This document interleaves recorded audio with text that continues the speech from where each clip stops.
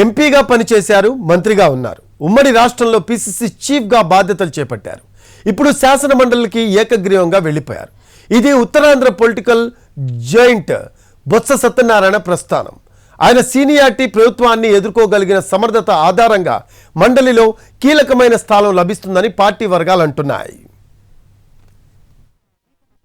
బొత్స సత్యనారాయణ పరిచయం అక్కర్లేని Uttarandhra political cutout. ఎంపీగా, ఎమ్మెల్యేగా, ఎమ్మెల్సీగా 3 పదవులను అలంకరించిన నేతగా అరుదైన రికార్డు సొంతం చేసుకున్నారు. పర్సనల్ రికార్డుల సంగతి పక్కన పెడితే ఈ విజయం వైసీపీకి గొప్ప ఊరట. జనరల్ ఎలక్షన్లో ఓటమి తర్వాత ఆ పార్టీకి ఇదొక బిగ్ బూస్ట్. శాసనమండలిలో కీలకమైన ప్రతిపక్ష నేతగా బొత్స వ్యవహరించే అవకాశం ఉంది. బొత్స బౌన్స్ బ్యాక్ అని వైసీపీ శ్రేణులు సంబరాలు చేసుకుంటున్నాయి. సుదీర్ఘ పొలిటికల్ జర్నీలో ఎదురు లేకుండా దూసుకుపోతున్న బొత్స ఫ్యామిలీకి గత జనరల్ ఎలక్షన్స్ లో ఎదురుదెబ్బ తప్పలేదు. ఈ 5 ఏళ్లు సత్యబాబు సైలెంటే అనుకున్నారంతా. కానీ ఎన్నికలు ముగిసిన 2 నెలలకు అనూహ్యంగా ఎమ్మెల్సీగా బంపర్ ఆఫర్ బండి మీద ఎదురొచ్చింది. వంశీకృష్ణ యాదవ్ పై అనర్హత వేటు వేయడంతో ఖాళీ అయిన ఎమ్మెల్సీ సీటుకు ఉప ఎన్నిక అనివార్యమైంది.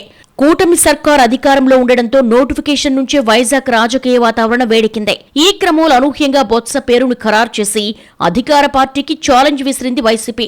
838 ఓటర్లున్న ఎమ్మెల్సీ స్థానానికి ఎన్నికలు జరిగితే సంఖ్యాబలం ఆధారంగా జగన్ పార్టీదే విజయం. ఇక్కడ ప్రతిపక్షానికి 530 పైచీలకు ఓట్లున్నాయి. ఈ స్థానంలో పోటీ కోసం కూటమి ప్రయత్నాలు చేయడంతో విపరీతమైన పొలిటికల్ హైప్ వచ్చింది.